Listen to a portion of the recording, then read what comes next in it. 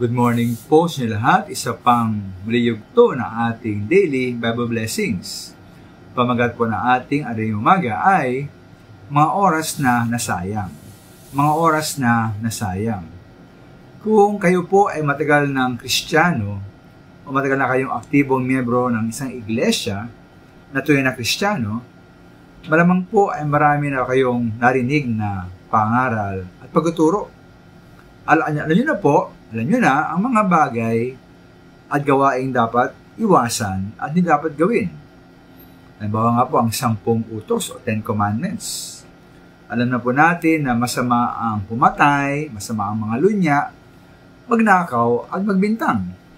Dahil po dito, at ang diablo nga po ay matalino, hindi na tayo tuksoin po na gawin ang mga bagay na yan. Kaya masyadong obvious naman na ang mga bagay na ito ay masama, di po ba?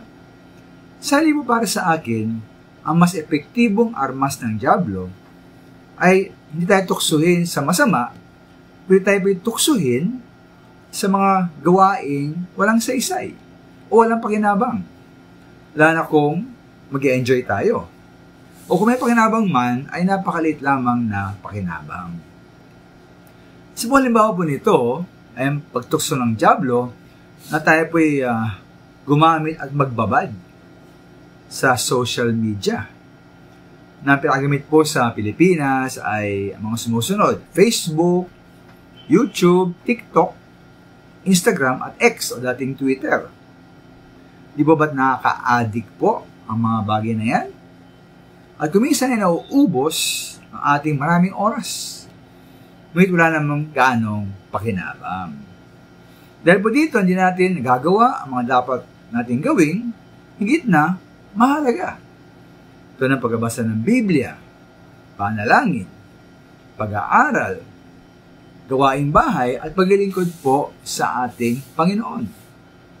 Ay nga po sa Efeso 5:16, samantalahin ninyo ang bawat pagkakataon na kayo makagawa ng mabuti sapagkat punong-puno ng kasamaan ang daigdig ngayon. Hindi po sa Kolosa 4:5, pahalaga natin ang bawat pagkakataon. Kaya man natin po nandaan mga minamahal, no? Ang mga oras na nasayang, hindi na may babalik. Maraming salamat.